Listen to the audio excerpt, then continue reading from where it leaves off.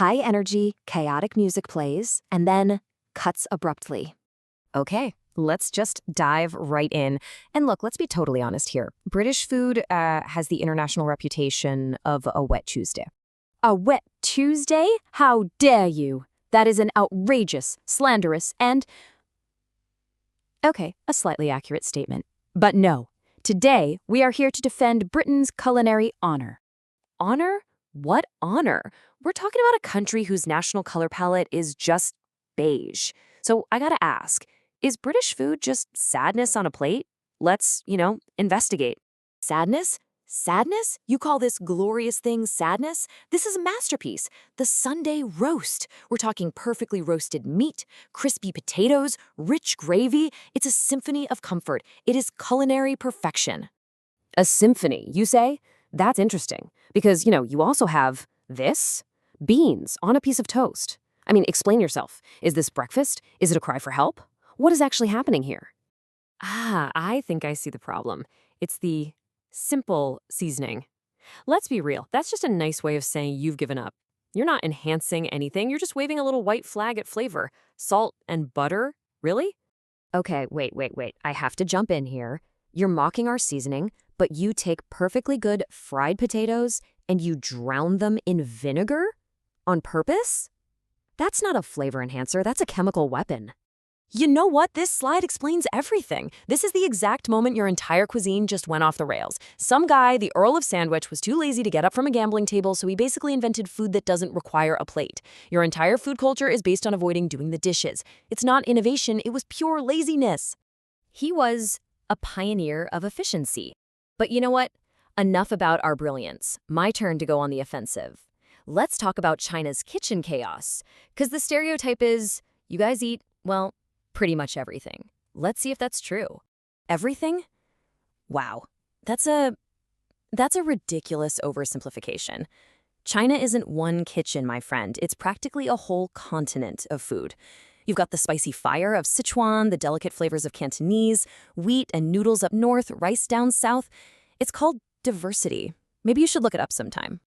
Oh, I'm all for diversity. Love it. But your diversity includes something called Stinky tofu, and respectfully, that's not a food item. That is a biological event. And you know what it is? It's the sequel to your beans on toast cry for help. It's a delicacy. You just don't get it. It's like hot pot, it's fun, it's social, it's an amazing meal. Hot pot is not a meal, it's an anxiety-inducing activity.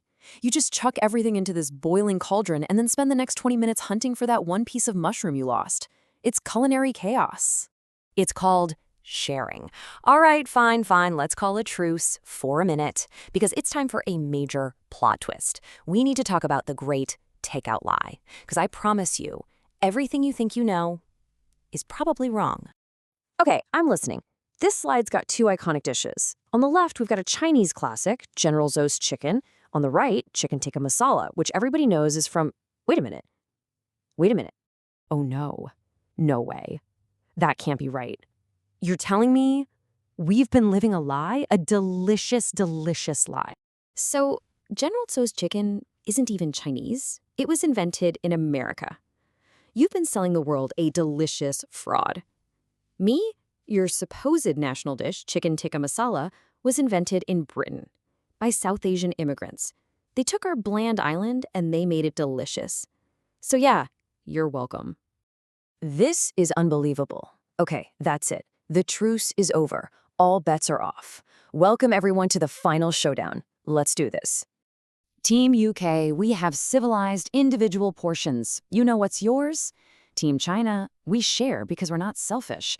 It's communal joy, not a food-grabbing match. And please, simple seasoning? You think salt is a spice. For us, salt is just the opening act. We layer our flavors. Is it layering or is it just culinary chaos where you hope for the best? And don't even get me started.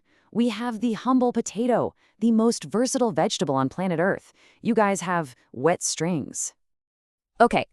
Prepare for a savage blow. At least our food doesn't look like it came from a hospital cafeteria. There, I said it. It's vibrant, it's colorful, it's not beige. Oh, a low blow. but at least I know what I'm eating.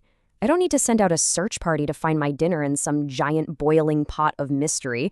My food is honest. It's straightforward. Okay. I'm exhausted. This has been an emotional roller coaster of culinary combat. I agree. I think it's time for the final verdict. Who is actually the weird one here? And the thing is, the big conclusion is that we both do. Every country thinks the other one eats weird stuff. I hate to admit it, but you're right. Your beans on toast is just as weird to me as my stinky tofu is to you, which, for the record, is absolutely still a cry for help. So, look, we can't decide. We're too biased. And that means we have to turn this over to a higher authority. You guys, the internet.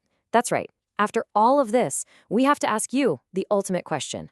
Which one of these food cultures is actually worse? We want you to tell us in the comments. Defend your choice. Start an argument. We are absolutely ready for a fight. Let the food wars begin.